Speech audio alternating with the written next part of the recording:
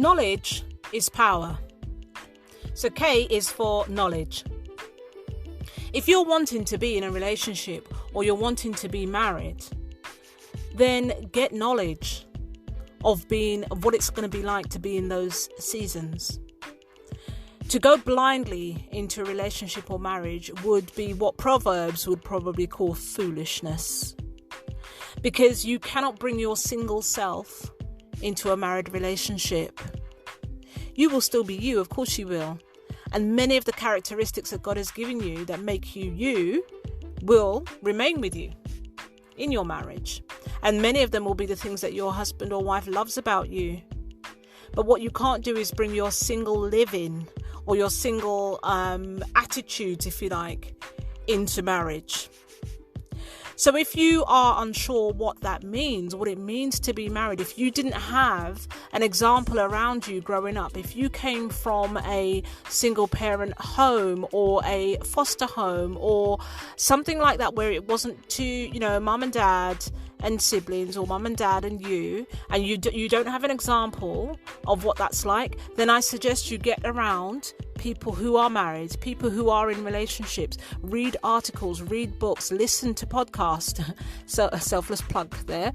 But you need to get some knowledge, because if you go in blindly, it's going to be a real battle for you. Because people often think about the exciting, wonderful, pleasurable aspect of what it would mean to be married. But actually what they don't always tell you, and what the media certainly won't portray to you, is the kind of the mediocre part in the middle. Because you get movies about the extravagant love, and you get movies about abusive love. But somewhere in the middle, sometimes, it can feel maybe mundane.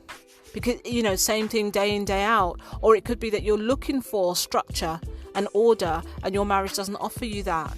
It's too fragmented, or it's too, free-flowing without any structure. Every day looks different, and that frustrates you because of the type of character that you are. I would suggest that you get knowledge by all means, and read the books and do all of, do the conferences or whatever it is you prefer to do, whatever format in which you prefer to learn. But what I would say is get around actual people.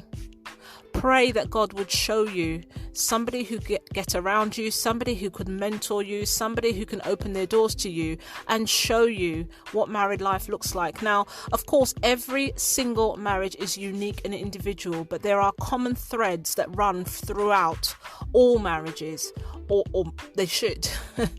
They should. And when you study them, you'll see that there's an element of, for example, the communication that everybody talks about. It's very difficult to do life with someone and not communicate with them.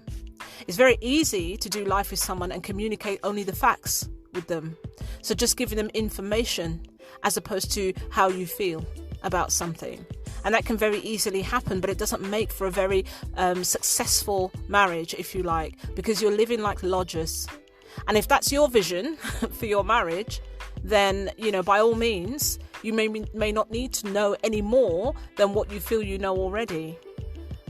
But it's always wonderful to glean the good bits, from the marriages that you have around you, and to be aware of the not so good bits, so that you're not going in blind, hoping for this wonderful, successful fairy story of what marriage looks like on screen, and realizing that the reality is very, very different.